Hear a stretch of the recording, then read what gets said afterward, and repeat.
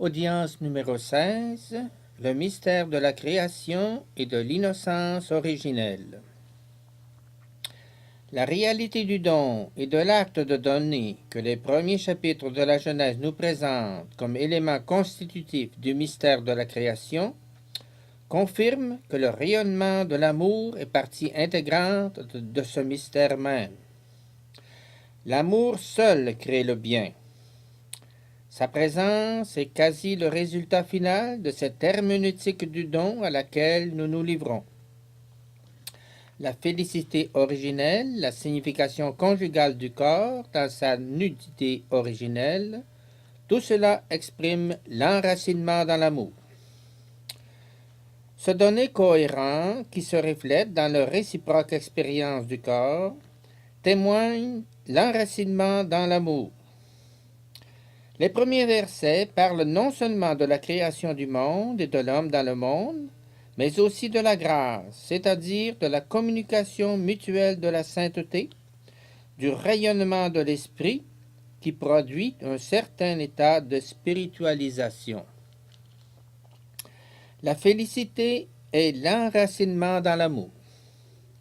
La félicité originelle nous parle du commencement de l'homme qui est issu de l'amour et a donné son commencement à l'amour.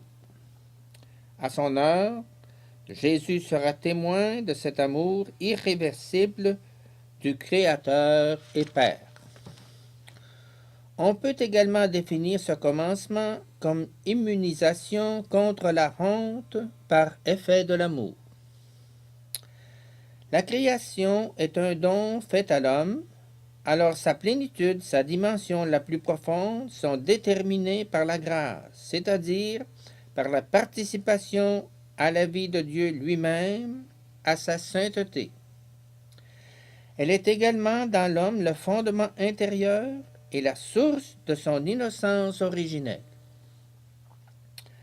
La conscience de la signification du corps, c'est elle précisément qui révèle la caractéristique de l'innocence originelle. Une telle innocence appartient à la dimension de la grâce contenue dans le mystère de la création, c'est-à-dire à ce don mystérieux fait au plus intime de l'homme, au cœur humain, qui permet à tous deux, hommes et femmes, d'exister dès l'origine dans la relation réciproque du don désintéressé de soi.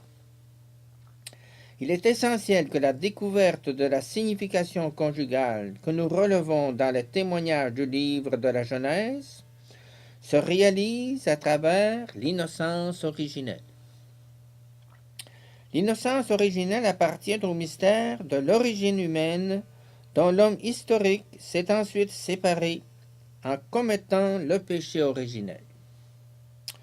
L'innocence originelle parle surtout du don du Créateur, de la grâce qui a permis à l'homme de vivre le sens de la donation primaire du monde et le sens de la donation réciproque de l'un à l'autre par la masculinité et la féminité. Étant donné que la félicité et l'innocence sont inscrites dans le cadre de la communion des personnes, la conscience béatifique de la signification du corps, c'est-à-dire de la signification conjugale de la masculinité et de la féminité, est conditionnée par l'innocence originelle. Rien n'empêche de voir dans cette innocence originelle une certaine pureté de cœur. Selon la signification conjugale du corps, l'innocence originelle se manifeste comme un tranquille témoignage de la conscience.